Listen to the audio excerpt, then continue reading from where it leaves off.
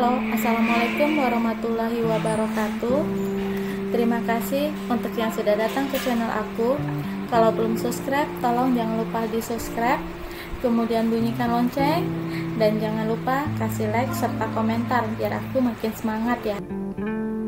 Penantian dalam cinta, episode 151. Beri aku kesempatan. Mas jangan genit-genit ya, omel Nina. Enggak genit kok dek, ini tanda cinta. Nina kehabisan cara menghadapi abg tua yang duduk di sampingnya. Mau ya dek, kita duduk ngopi. John masih mempertanyakan pertanyaan yang sama. Dirinya begitu sangat berharap bahwa Nina mau minum kopi bersama dengannya. Mas sudah bilang antar Nina pulang. Mas harus tepati janji, jangan bohong melulu. Nina memandang Johan dengan membesarkan matanya. Johan menelan air ludahnya ketika mendengar omelan Nina kepadanya. Kenapa sih dek nggak mau dengar penjelasan mas? Johan mulai frustasi. Bila seandainya Nina sudah mendengarkan penjelasannya, mungkin sikap Nina tidak seperti ini. Alasannya tidak tepati janjinya bisa sedikit ditoleransi oleh Nina. Namun saat ini Nina sama sekali tidak ingin mendengar penjelasannya, dan hal ini membuat Johan begitu sangat pusing untuk menyelesaikan permasalahan ini. Udah nggak ada lagi mas yang perlu dijelasin. Semuanya sudah jelas. Jadi Nina nggak mau dengar. Nina tetap menutup telinganya ketika Johan ingin menjelaskan kepadanya. Nina sudah mendengarkan semuanya tentang alasan Johan meninggalkannya. Sikap Nina seperti ini hanya untuk melampiaskan kekesalannya kepada pria yang saat ini duduk di sampingnya.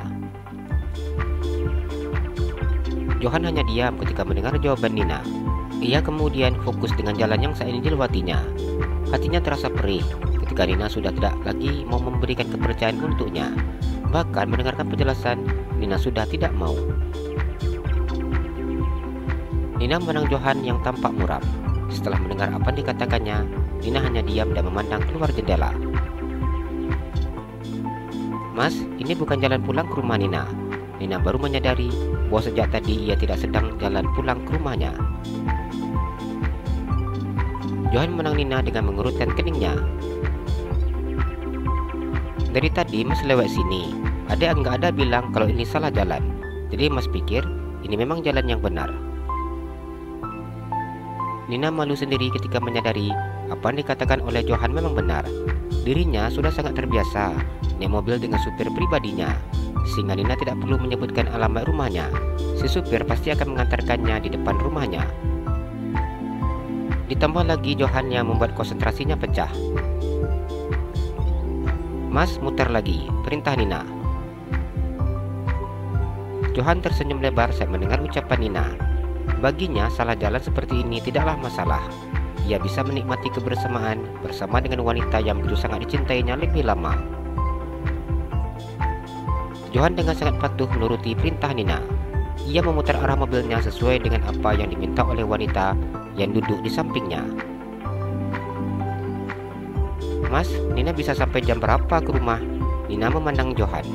Mobil yang dikemudikan oleh pria itu berjalan dengan sangat lambat. Nina kesal sendiri melihat Johan yang berusaha mengulur waktu. Adek kenapa nggak sabaran? Sampai mau buru-buru gitu, sayang. Johan mengulum senyumnya. Nina sudah bilang mas, jangan panggil-panggil sayang. Nina marah. Adek kalau marah-marah nanti cepat tua. Nina sudah tua mas, mau marah atau enggak marah sama aja. Nina memajukan bibirnya. Adek masih sangat cantik, masih muda, puji Johan. Jangan gombal, Nina berkata dengan galak. Mas enggak gombal dek, ini ungkapan yang tulus dari hati mas. Johan memegang dadanya. Meskipun Nina bersikap seperti ini, namun Johan tidak menghiraukannya. Nina tetap terlihat sangat cantik dan menggemaskan, meskipun dalam keadaan yang sangat marah. Nina hanya diam ketika mendengar ucapan Johan. Dirinya sudah tidak bisa berkata apa-apa lagi. Johan menuruti perintah wanita yang duduk di sampingnya. Ia mengemudikan mobil sesuai arahan yang diberikan oleh Nina. Dari restoran ke rumah Nina, kalau biasanya itu hanya makan waktu 1 jam, tapi sama Mas 2 jam. Nina mengangkat 2 jarinya ketika mobil Johan sudah sampai di halaman rumahnya. Mas di sini baru sayang, jadi kalau bawa mobil ngebut-ngebut suka takut, alasan Johan. Nina hanya diam ketika mendengar pembelaan diri pria yang masih dicintainya hingga sampai saat ini. Melihat dari wajah Johan, Nina tahu bahwa pria itu hanya beralasan saja. Apa mau ketemuan sama Randi? Nina menawarkan ketika dirinya akan turun dari dalam mobil. Johan tersenyum dan menganggukkan kepalanya. Tapi tidak sekarang, soalnya Mas nggak mungkin ketemu sama Randi dengan kondisi seperti ini. Mas malu, nanti dia pasti bilangin Mas cengeng. Johan sedikit tersenyum. Nina hanya diam dengan memajukan bibirnya. Johan merasakan kerinduan yang luar biasa ketika melihat bibir Nina. Ia betul sangat merindukan kecupan di bibir wanita tersebut. Mas sekarang sudah duda, Dek. Apa mau nikah lagi sama Mas? Tanyanya. Nina menggelengkan kepalanya dengan cepat. Kenapa jawabnya enggak pakai mikir sih, Dek? Johan menatap Nina. Enggak mau, ucap Nina. Maulah sayang, demi anak kita. Johan berusaha mengeluarkan seluruh kemampuan merayunya. Demi anak kita, Mas bilang. Anak kita itu sudah besar, Mas. Jadi Nina nggak nikah sama Mas juga nggak bakalan masalah. Nina juga udah nggak butuh biaya lagi untuk anak Nina. Jadi apa gunanya menikah lagi? Nina berkata tanpa ada titik koma.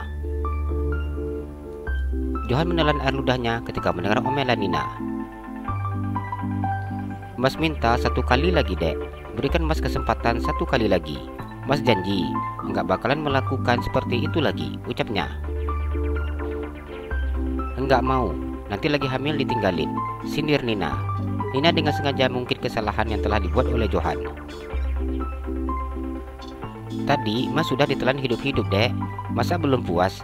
Johan menatap Nina dengan penuh permohonan. Nina nggak telan Mas hidup-hidup, Nina cuma gigit tangan Mas. Johan tersenyum ketika mendengar Nina mengomel kepadanya. Mas, apa nggak disuruh masuk, Dek? Tanya Johan ketika Nina akan buka pintu mobilnya. Dengan cepat Nina menggelengkan kepalanya. Nina belum siap untuk menjelaskan ini semua bila nanti Randi bertanya. Jadi kapan boleh Mas masuk ke dalam? Tanya Johan. Bila sudah ketemu sama Randi, ucap Nina. Tolong atur waktu secepatnya ya, biar Mas bisa ngobrol sama Randi. Tapi Mas saja yang langsung menghubungi Randi. Yang penting ada dampingi Mas nanti saat berbicara dengan Randi. Johan tersenyum. Nina menganggukkan kepalanya. Ia kemudian turun dari dalam mobil. Adek nggak mau salam tangan Mas dulu, Johan mengingatkan Nina. Sudah nggak halal Mas dipegang, ucapnya. Tadi aja tangan Mas digigit boleh, masa cium tangan nggak boleh? Sindir Johan. Pria itu menang tangannya yang menempel gigitan Nina. Ya beda lah Mas, tadi Nina marah, ucapnya. Johan tersenyum memandangnya. Dirinya seakan tidak ingin pulang ke hotelnya. Ia berusaha ingin menatap wajah Nina selama mungkin hingga rasa rindunya perlahan-lahan mulai hilang. Mas pulang ya sayang, ucap Johan. Nina menganggukkan kepalanya. Hati-hati, jawabnya. Iya sayang, jawab Johan. Nina hanya diam dan majukan bibirnya. Nina memandang Johan yang pergi meninggalkan halaman rumahnya. Setelah pria itu pergi, Nina masuk ke dalam rumahnya.